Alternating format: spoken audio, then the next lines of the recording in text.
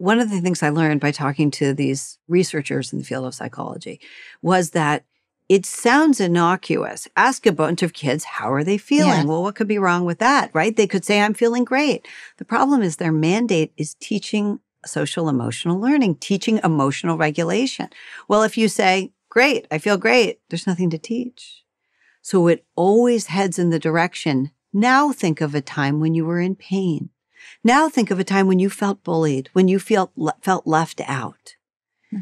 And then there's a second part. So that in itself increases dysregulation. By the way, it makes it harder for kids to achieve any tasks. We know this. Focusing on yourself makes it harder to achieve any hard task at all.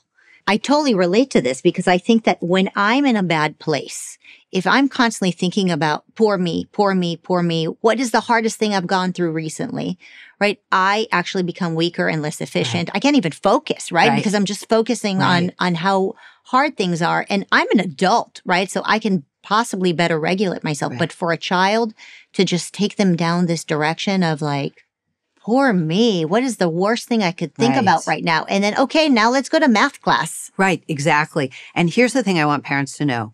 It's different with adults. So as bad as that is for adults, it's worse with kids. And here's why. Because you're sitting around with your school counselor or teacher talking about your trauma. So now you've told a whole group of kids they've been traumatized. Is that word trauma, by the way, used in school? The teachers are using this term trauma. Their mandate is trauma-informed care. We need to accept that most kids have been traumatized. That's what they say. Traumatized by what?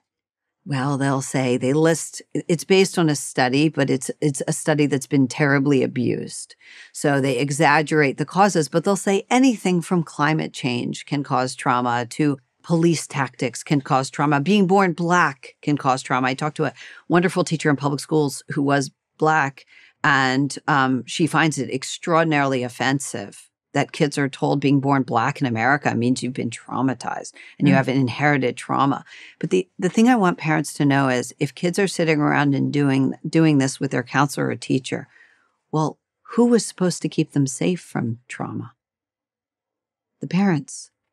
So very naturally, it always leads to a criticism, or very naturally, it will lead to a criticism of the family, of the parents. Because, of course, the next question is, where was your mom? Where was your dad when this was happening? Oh, she didn't have time to help me. Abigail, why do you think the system is doing this? Is it just a thing that is snowballing out of control because people are just losing right for wrong, the ability to discern what's the right thing to do for children? Or is there a nefarious industry that is trying to break the family, over-medicate children, empower the government? What's your hunch on that? It's a great question. It's an important question. Is this on purpose? Is this as people acting together? Here's what I'll say. As a journalist, I try not to speculate on things that I don't have proof of. And here's what I have proof of.